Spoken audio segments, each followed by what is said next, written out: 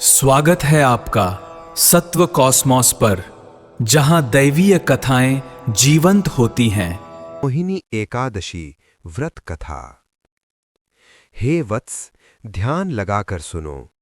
वैशाख मास की शुक्ल पक्ष की ये पुण्यमयी तिथि, जिसे संसार मोहिनी एकादशी के नाम से पूजता है, इसकी महिमा स्वयं भगवान श्री कृष्ण ने धर्मराज युधिष्ठिर को सुनाई थी।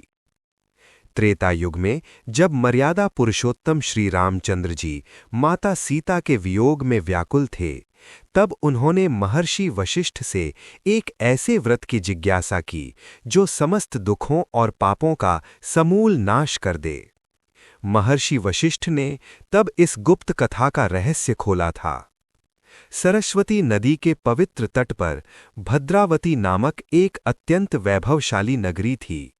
वहां चंद्रवंशी राजा धृतिमान का धर्मसम्मत शासन था।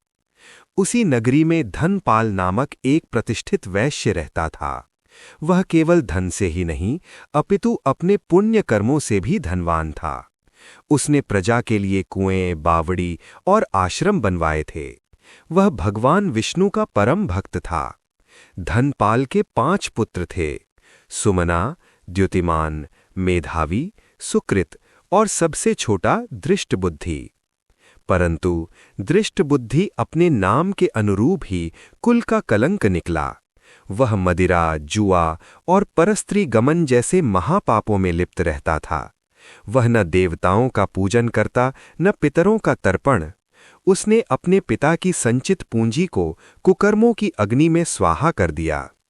जब धैर्य की सीमा टूट गई तो पिता धनपाल ने उसे घर से निष्कासित कर दिया। स्वजनों ने भी उसका त्याग कर दिया। जब धन समाप्त हुआ तो जिन मित्रों और वेश्याओं पर उसने धन लुटाया था, उन्होंने भी उसे धिक्कार कर भगा दिया। अब दृष्टबुद्धि भूख प्यास से व्याकुल होकर वनों में भटकने लगा। वह हिंसक पशुओं का वध कर अपना पेट भरता। पाप के उस घोर अंधकार में जब उसके पूर्व जन्मों का कोई एक पुण्य जागृत हुआ, तो वह भटकता हुआ महर्षि कौंडिन्य के आश्रम के द्वार पर जा पहुंचा। वैशाख का मास था। महर्षि गंगा स्नान कर लौट रहे थे। जैसे ही ऋषि के भीगे वस्त्रों से झरी हुई कुछ पावन बूंदें दृष्टबुद्धि के शरीर पर पड़ीं, उसके अंतर्मन का मैल धुल गया। उसे अपने पापों का ज्ञान हुआ।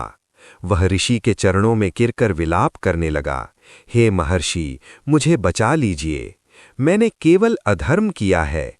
मुझे कोई ऐसा मार्ग दिखाइए जिससे मेरी मुक्ति संभव हो। महर्षि कौंडिन्य ने करुणाभाव से कहा, वत्स, डरो मत।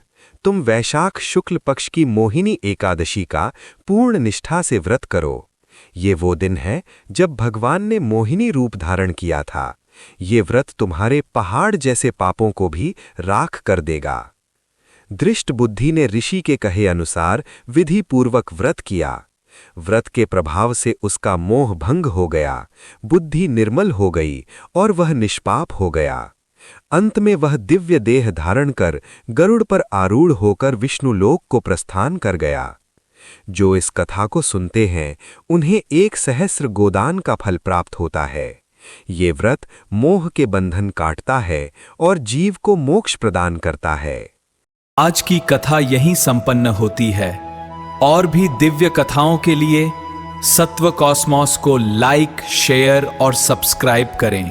आपका दिन प्रकाश और पवित्रता से भरा हो। नमस्ते।